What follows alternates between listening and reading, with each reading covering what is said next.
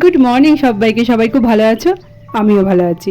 আজকে না ঠাকুরঘর থেকে ব্লগটা শুরু করলাম, আর আশা করি আজকে ব্লগটা তোমাদের ভালো লাগবে। আর আজকে কিন্তু পুজোটা আমি করছি না, মোনালি পুজো করছে। আর আজকে তো বৃহস্পতিবার, আর আমার মোনালি মা কিন্তু খুব সুন্দর করে গুছিয়ে পুজো করে। আর কি সুন্দর করে গুছিয়ে দেখো পুজোটা করেছে। আর ভাবলাম তোমাদের একটু দেখিয়ে দিই। ও পুজো করাটা কিন্তু আমার কাছ থেকেই শিখেছে, আর আমি এখন ওর পুজো করা দেখে অবাক হয়ে যাই। ও আমার থেকেও না খুব সুন্দর করে পুজো করে। কি সুন্দর করে লক্ষ্মীর ঘট পেতে সুন্দর করে গুছিয়ে পুজোটা করে নিল। আর এদিকে দেখো মৌলিও দাঁড়িয়ে আছে দিদি ভাইয়ের কাছে। মৌলি তো সবসময় দুষ্টুমু চলতেই থাকে। মোনালি তো পুজোটা করা হয়ে গেল, আর এবার মোনালি শাকটা একটু বাজিয়ে নিবে।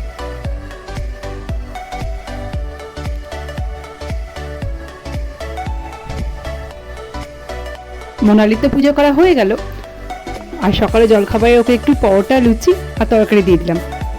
স্কুল থাকলে তো আর এগুলো খাবার খেতে পারে না, ভাত খেয়ে স্কুলে চলে যায়। এখন তো গরমের জন্য স্কুল ছুটি আছে, সেই জন্য আজকে বায়না হয়েছে, মা আজকে একটু পরোটা না লুচি খাবো। বাড়িতে আর লুচিটা করে দিতে পারলাম না, ওর পাপা বাজার করে নিয়ে আসার সময় পরোটা নিয়ে আসলো, সেটা ওকে এখন খেতে দিয়ে দিলাম। মোনালিকে তো পরোটাটা খেতে দিলাম, দিয়ে আমি চলে এলাম রান্নাঘরে।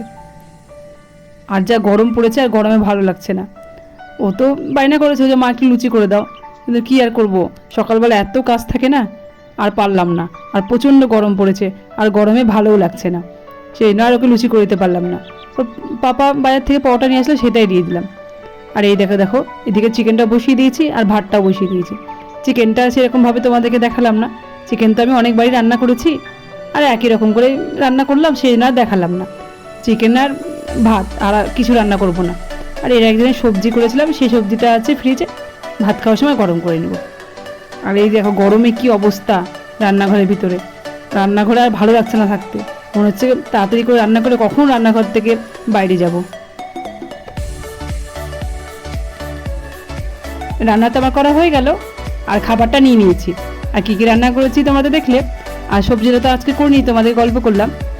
আর একটু শসা কেটে নিয়েছি, আর এখন খাবারটা খেয়ে নিব। তো খাবারটা খেয়ে নিই, পরে আবার তোমাদের সঙ্গে আমি কথা বলবো।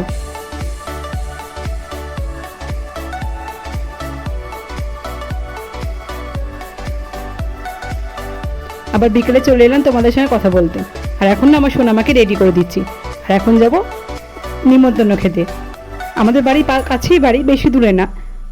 আজকে পুজো ছিল, আর পুজোরই নিমন্ত্রণ করেছে, আর না গেলেও তো হয় না। আর এত গরম ভালো লাগছে না, কিন্তু কি আর করব, যেতে তো হবেই। সেই জন্য এখন সোনামাকে রেডি করে দিচ্ছি। আর দেখেছো আমার সোনামাকে আমি যা যা করছি, সোনামা আমাকে তাই তাই করছে। সোনামাকে টিপ দিয়ে দিলে আমার কপালেও টিপ দিয়ে দিবে। সোনামা যা দুষ্টু, সোনামাকে রেডি করাটা হচ্ছে আমার সবচেয়ে বড় কাজ। আর এখন দেখো চাইছে যে আমার মুখে পাউডার মাখাতে, পাউডারটা ঢেলে নিয়েছে হাতে।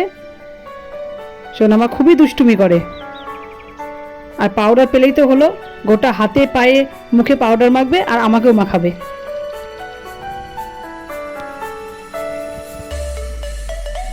সোনামাকে তো রেডি করলাম তোমাদের দেখলে, আর চলে এলাম। আর বেশি দূরে না, তোমাদেরকে বললাম আমাদের বাড়ি থেকে কাছে। আর এসেই না আমি ঠাকুরগুলো দেখছি, আর কি সুন্দর লাগছে ঠাকুরগুলো, জানো তো।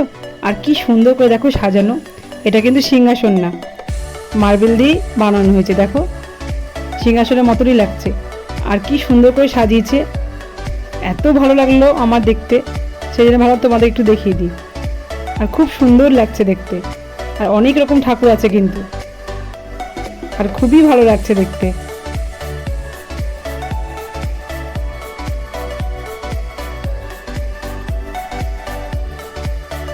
ঠাকুর তো তোমাদেরকে দেখালাম, আর এই দেখো এবার খাবার খেতে বসে গেছি।